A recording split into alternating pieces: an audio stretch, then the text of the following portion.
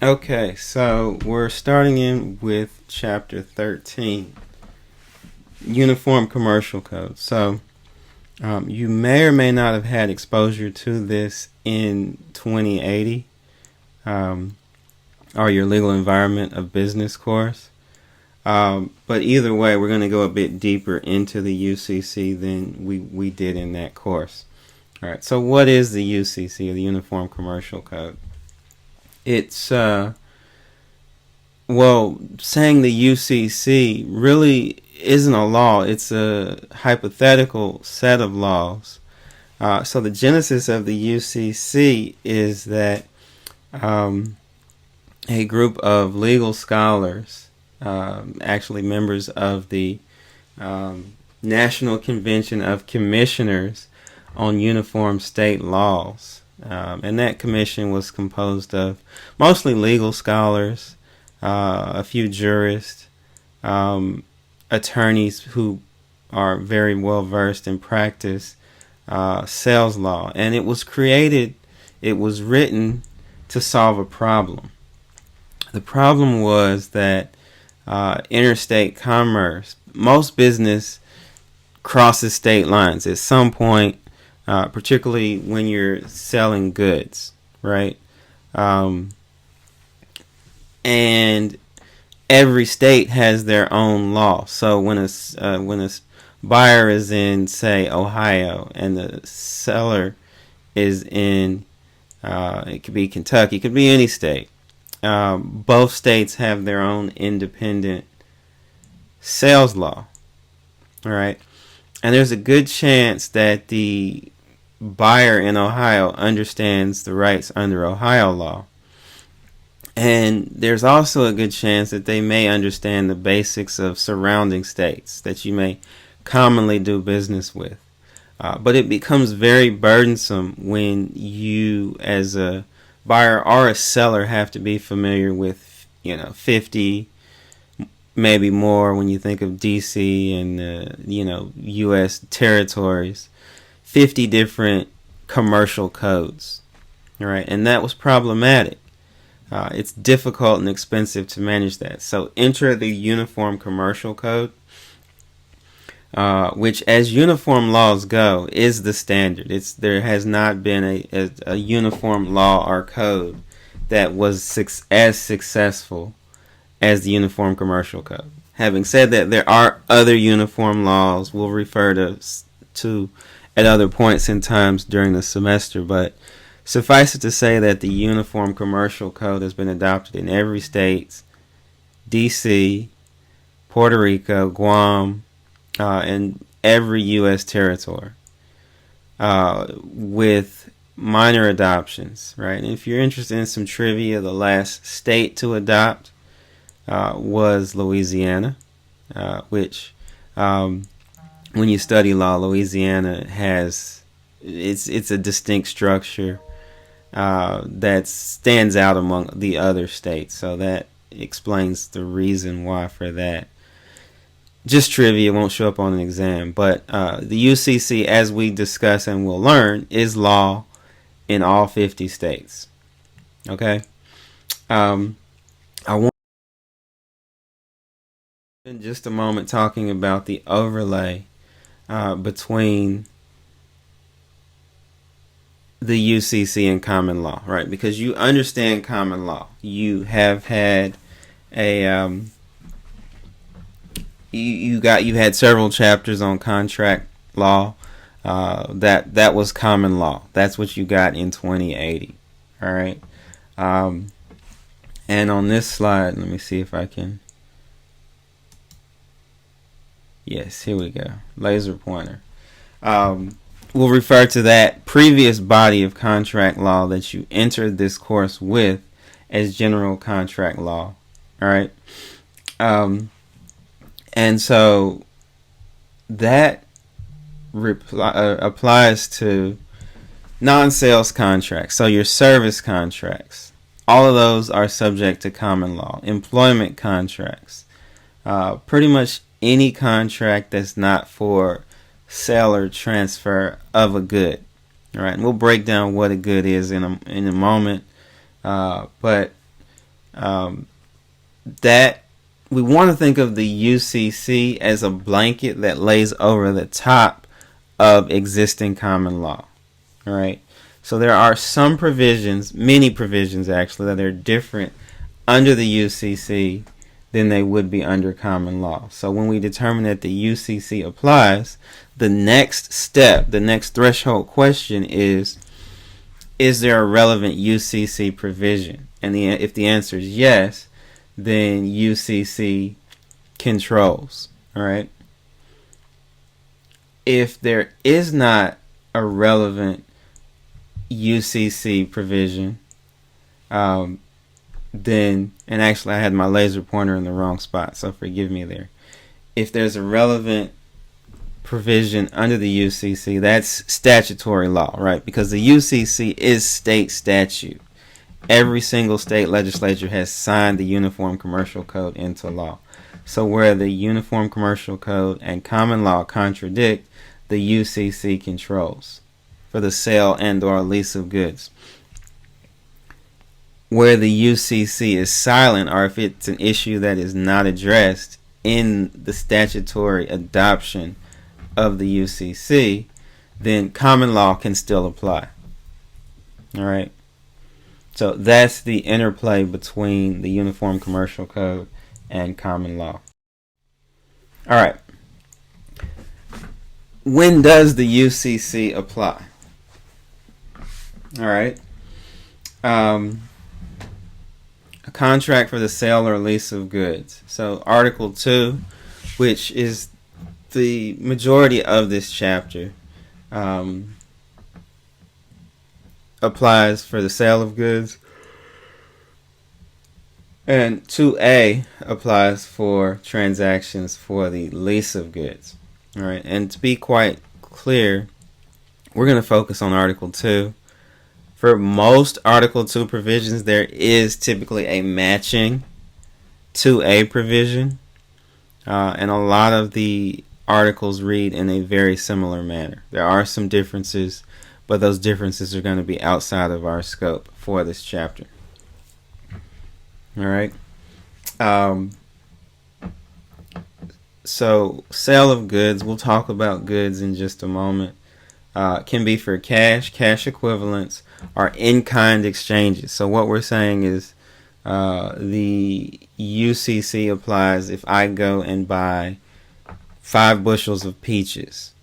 Right. Well, peaches are a good, and if I pay $100, well, that's cash. It would also apply if I use a cash equivalent, a check, or a draft, any other negotiable instrument. All right. But the other thing to keep in mind is it doesn't have to be for currency or cash equivalents. It can also be for in-kind exchanges. So the UCC would also apply if I trade, to get those 5 bushels of peaches, I trade 3 bushels of potatoes. All right, that's a like kind exchange, but the UCC, or an in-kind exchange, but the UCC would still apply. All right. For goods that are maybe bulky, large in volume, are commonly warehoused, it's common to negotiate those goods with a bill of lading or a warehouse receipt. That's a document of title. So let's say that I am selling oil, selling crude oil, all right, and it is warehoused in a tank, along with in a massive tank, and so I am negotiating the sale of 500 gallons, 500 barrels of crude oil. All right. It's not uncommon that would be negotiated with either a bill of lading or a warehouse receipt.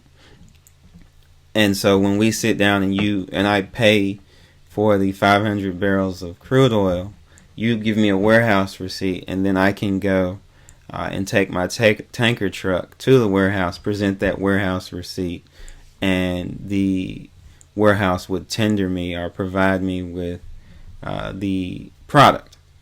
the good. So all we're saying in point 3 is that the goods can be negotiated with the document of title. That still falls under the UCC.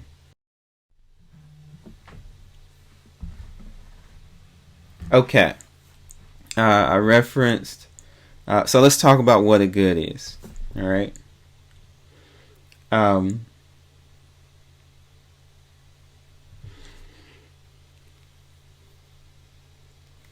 Excuse me. Let's talk about, actually, before we talk about a good, a sale. Sale is a transaction where ownership changes from buyer to seller. All right, so that's a sale. Goods are tangible personal property, so it's easier to talk about what's not a good. All right. This excludes intellectual property, and we'll have an entire chapter devoted towards intellectual property. So patents, copyrights, trademarks would not be covered under the UCC. It's also going to include other intangibles, royalty rights, and things of that nature. Right? They have to be tangible, something I can go and touch and hold, and that has a tangible presence. All right. Real estate is excluded. So real estate is land and all of the things attached to it. So I think the land and buildings and structures, fences, light posts, things attached to land, I think that's pretty straightforward. But the thing to keep in mind is that it is possible for tangible personal property to be reclassified as real property. As an example, if I buy an AC unit, the external part of an HVAC system that sits outside of houses, an AC compressor, that's a good. That's tangible personal property, right? But when my HVAC tech comes and installs it in my home, it is now attached to the house, right? It can be removed, but it's attached, it's functioning.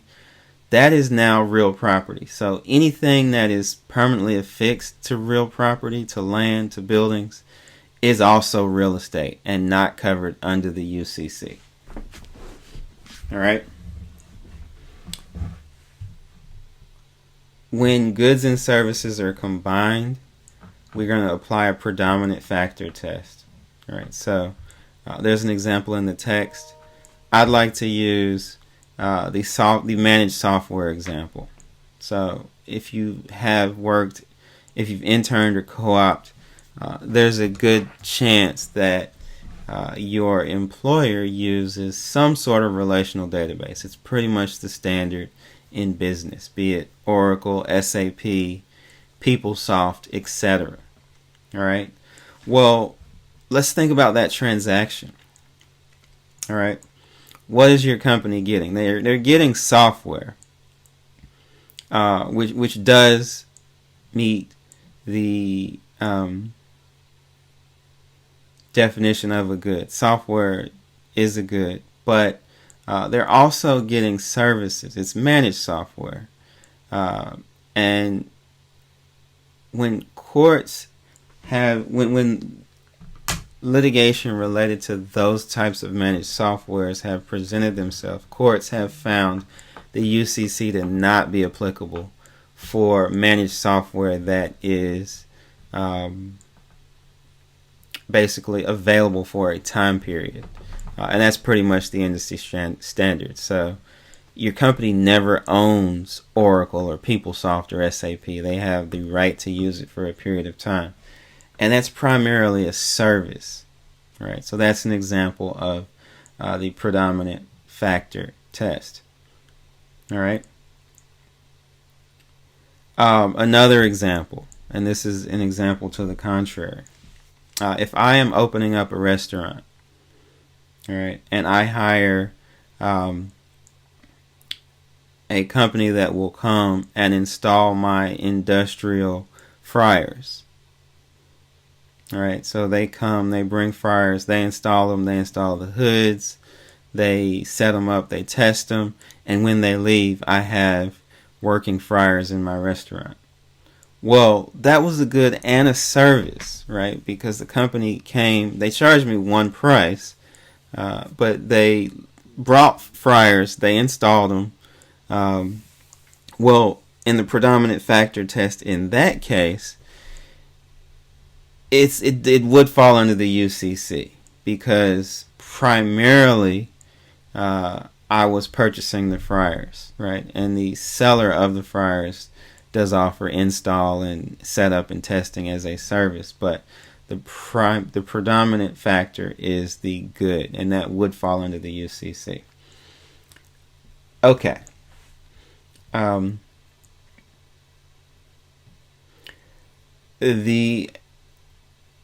There are some rules in the UCC that only apply to merchants. All right, and a merchant is our basic definition is a person who deals in the kinds of goods and services. The kinds of goods that are being transacted. All right, so if I'm a farmer and I grow fruit, apples and pears, let's say, I'm a merchant when I'm selling apples and pears, and I would also be treated as a merchant if I were buying apples and pears, right? If I were on the other end of the transaction, if I'm a grocer or a grocery store, all right?